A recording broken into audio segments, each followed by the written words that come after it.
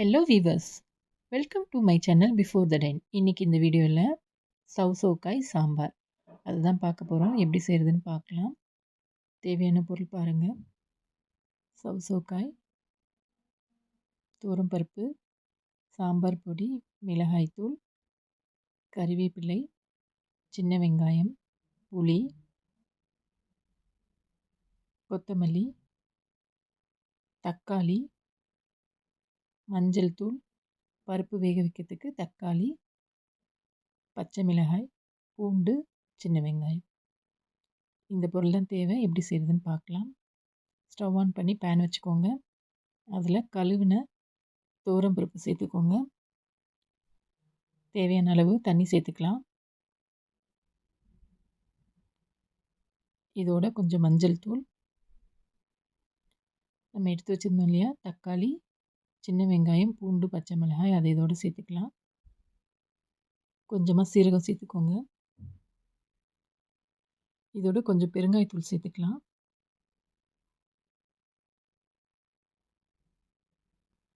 பருப்பு ஈவனாக வேகத்துக்காக கொஞ்சோண்டு நம்ம எண்ணெய் சேர்த்துக்கலாம். குக்கரில் ஒரு 4 விசில் வச்சு எடுத்துக்கோங்க. பருப்பு வெந்துருச்சு. அதை தனியாக ஒரு பவுலில் மாற்றிக்கலாம். இந்த அளவுக்கு வெந்திருக்கணும் பருப்பு. இப்போது ஸ்டவ் ஆன் பண்ணி ஒரு குக்கர் வச்சுக்கலாம்.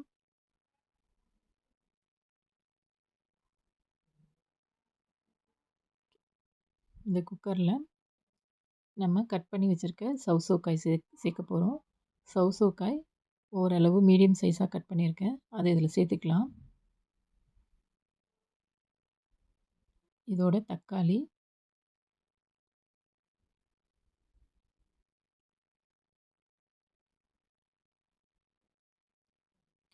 சின்ன வெங்காயம் சேர்த்துக்கலாம்.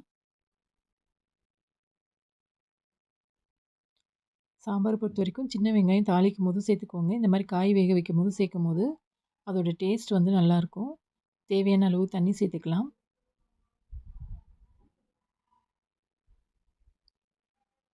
இதோட மிளகாய்த்தூள், சாம்பார் பொடி, இதுக்கு தேவையான அளவு உப்பு, இது சேர்த்து நல்லா கலந்துக்கோங்க. நல்லா கலந்து காய் வேகத்துக்கு தேவையான ஒரு விசில் இல்லைன்னா உங்கள் குக்கரை பொறுத்து 2 விசில் வச்சு வேக வச்சு எடுத்துக்கோங்க.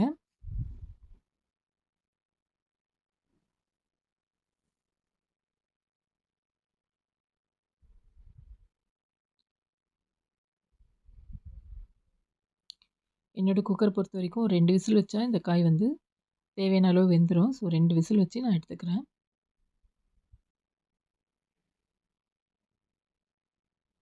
ஓகே, காய் வெந்துருச்சு. இதையும் தனியாக ஒரு பவுலில் நம்ம மாற்றி எடுத்துக்கலாம்.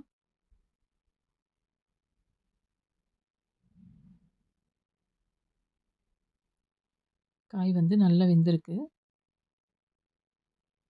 இப்போது ஒரு பேன் வச்சுக்கோங்க. தேவையான எண்ணெய் சேர்த்துக்கலாம். அந்த பேனில் எண்ணெய் நல்லா சூடாகட்டும். எண்ணெய் நல்லா சூடாகின பிறகு இதோடு நம்ம கடுகு சேர்த்துக்கலாம். கடுகு நல்லா பொரிஞ்சு வருது. இப்போ நம்ம சின்ன வெங்காயம் சேர்த்துக்கலாம். சின்ன வெங்காயம் நல்ல எண்ணெயிலே வெந்துடணும். அதோட கருவேப்பிலை சேர்க்குறோம். கறியணும்னு அவசியம் இல்லை. வெங்காயம் வந்து நல்லா வெந்தால் போதும். நல்லா கண்ணாடி மாதிரி வெந்தால் போதும். ஸோ வெங்காயம், கருவேப்பிலை, கடுகு இதை தாளித்து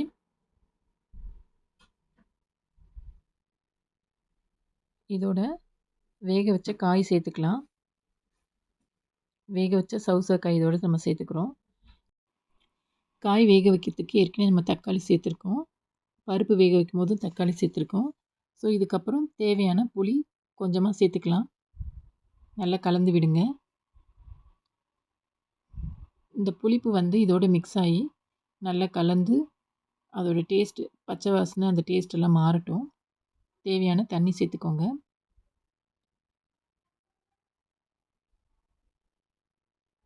நல்லா மிக்ஸ் பண்ணி விடுங்க. இதோட நம்ம வேக வச்சு எடுத்து வச்சுருக்க பருப்பு அதை சேர்த்துக்கலாம்.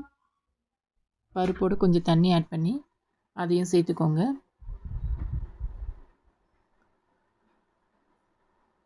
நல்லா கலந்து விடுங்க.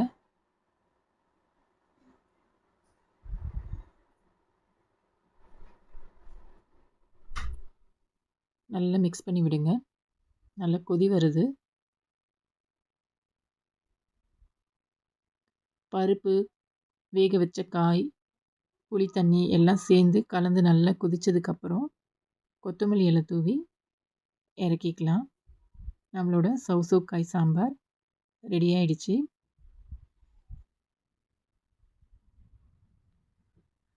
எப்போவுமே சாம்பாருக்கு வந்து கொத்தமல்லியோட காம்பு சேருங்க. நல்லா கொதிச்சு வரும்போது அந்த காம்பு சேர்க்கும்போது அது ரொம்ப நேரத்துக்கு அந்த கொத்தமல்லி இலையோட வாசனை வந்து ரொம்ப நல்லாயிருக்கும். Okay viewers, don't forget to subscribe. Thank you.